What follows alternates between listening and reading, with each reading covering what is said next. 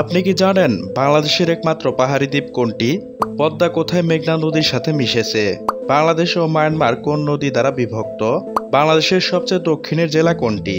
এমনই অজানা কিছু উত্তরের খোঁজে আমাদের ভিডিওটি স্কিপ না করে সম্পূর্ণ দেখুন। চলুন ভিডিওটি শুরু করা যাক। আজকের প্রথম প্রশ্ন, বাংলাদেশের লোক শিল্প জাদুঘর কোথায় অবস্থিত? চট্টগ্রামে, বগুড়ায়, সোনারগাঁয়ে নাকি রামপালে?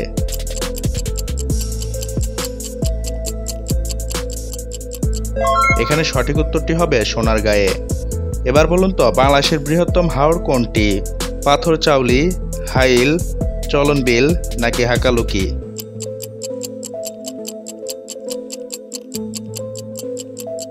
এখানে সঠিক উত্তরটি হবে হাকালুকি। এবার বলুন তো, বাংলাদেশের সবচেয়ে দক্ষিণের জেলা কোনটি? চট্টগ্রাম, ভোলা, পটুয়াখালী নাকি কক্সবাজার?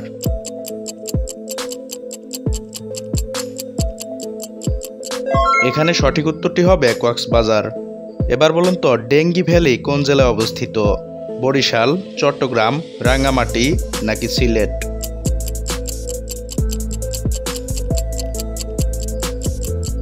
এখানে সঠিক উত্তরটি হবে রাঙ্গামাটি। এবার বলুন তো, পদ্মা কোথায় মেঘনা নদীর সাথে মিশেছে? গোয়ালন্দ, চাঁদপুর, ভৈরব নাকি নরসিংদী?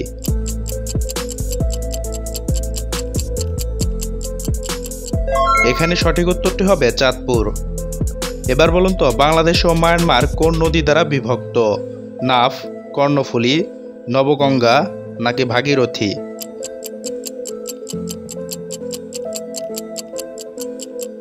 এখানে সঠিক উত্তরটি হবে নাফ। এবার বলুন তো, বাংলাদেশের একমাত্র পাহাড়ি দ্বীপ কোনটি? সেন্ট মার্টিন, মহেশখালী, সেরা দ্বীপ নাকি নিঝুম দ্বীপ?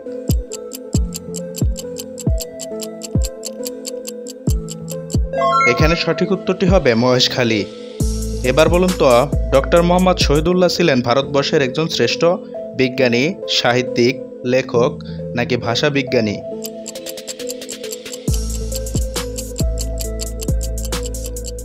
এখানে সঠিক উত্তরটি হবে ভাষা বিজ্ঞানী। এবার বলুন তো, বাংলাদেশের শীতলতম মাস কোনটি?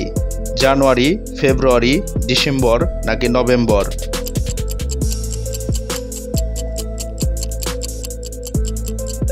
এখানে সঠিক উত্তরটি হবে জানুয়ারি। এবার বলুন তো, সিলেটের প্রাচীন নাম কি ছিল? শ্রীহট্ট, জালালাবাদ, শ্রীভূমি নাকি আফজালাবাদ?